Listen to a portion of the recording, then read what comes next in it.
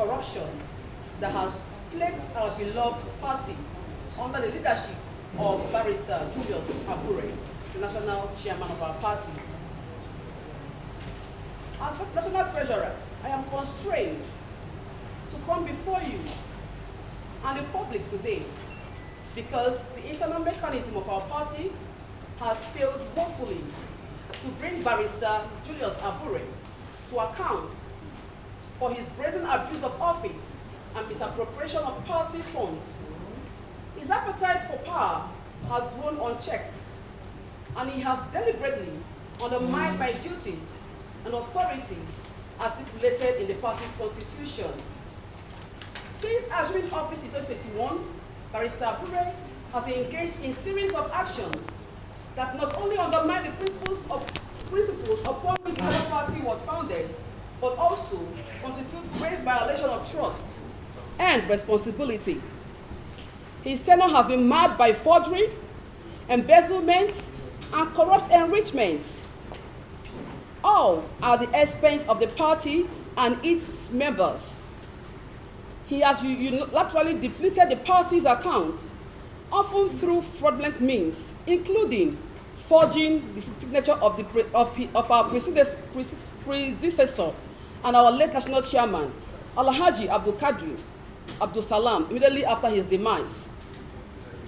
One of the most alarming aspects of Barrister Julius Abure's conduct is his repeated denial of my access to the party's financial record and bank accounts. Despite my role as national treasurer and custodian of our party's fund, banks and accounting records, I have been systematically prohibited from fulfilling my duties, including accessing essential information and bank statements necessary for proper financial oversight.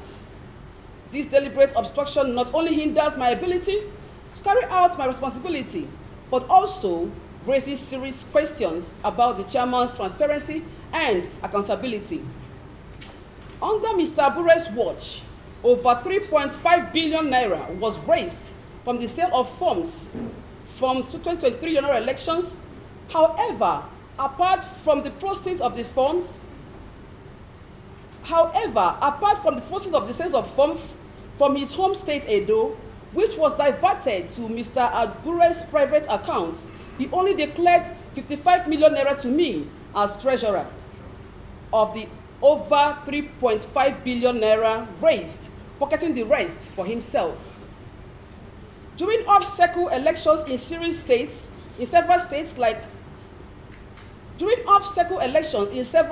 last year, the party raised around 958 million naira from nomination forms and donations.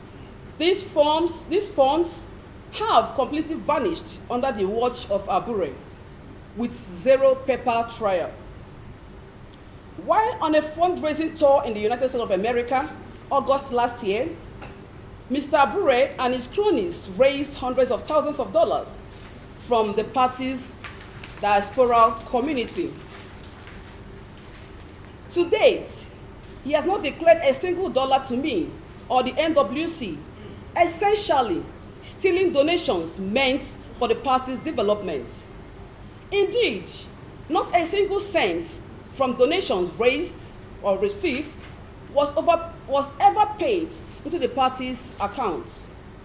The chairman regularly siphons money from the party's account through unauthorized transfers to prosy individuals, including junior unsuspecting administrative staff at our national secretariat, as well as special purpose vehicles owned by himself or his wife and other family members.